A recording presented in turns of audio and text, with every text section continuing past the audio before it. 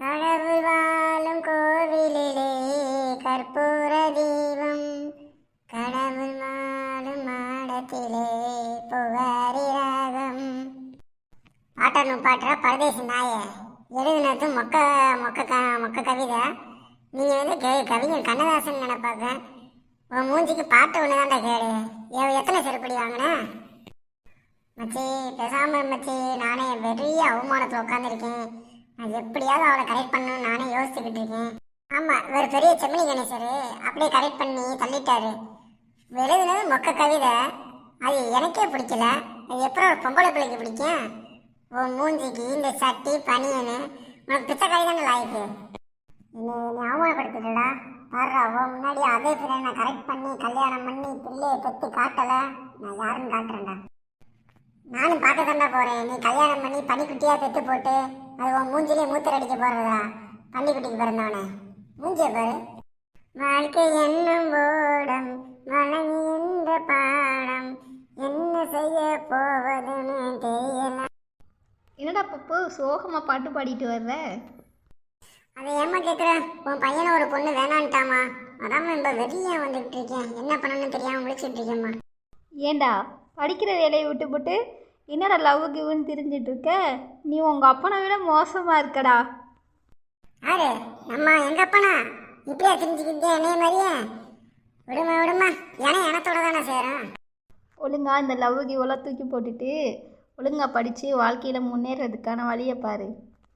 அம்மா அதெல்லாம் படித்து நான் நல்லா வந்துடுவேம்மா. நீ வேற நம்ம லூசு மாதிரி பேசிக்கிட்டு இருக்க. நான் வருமா அந்த பிள்ளை கல்யாணம் பண்ணி நான் பிள்ளையை பெற்று நான் பாரு எவ்வளோ பெரிய கோடீஸ்வரன் ஆகி காட்டுறேம்மா. இது உனக்கு எனக்கு நடக்கிற ஒரு போருமா. இது வந்து என் ஃப்ரெண்டுக்கு அவன் இருக்கான், அவன் கண்ணே, அந்த டோங்கி கண்ணே என்னையே பேசிவிட்டாமா. அவனையும் விட மாட்டேம்மா. பாய்மா, நான் கிளம்புறேம்மா.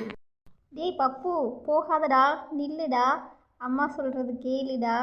வீணா போய் லவ் கிவ்னு மாட்டிக்கிட்டு முழிக்காதடா. ஏ ரூபி, என்ன அந்த பப்பு உன் பின்னாடியே தெரிஞ்சிட்டு இருக்கான்? நீ என்ன செய்ய போற? உங்கள் அப்பாவுக்கு தெரிஞ்சா அவ்வளோதான். அதை நினச்சாதான் ஜிம்மி எனக்கு ரொம்ப பயமாக இருக்கு. இந்த பரதேசி நாய் வேற என் பின்னாடியே தெரிஞ்சிட்டு இருக்கு. ரூபி டார்லிங், ஜிங்கிலி குட்டி இங்கேதான் இருக்கியா?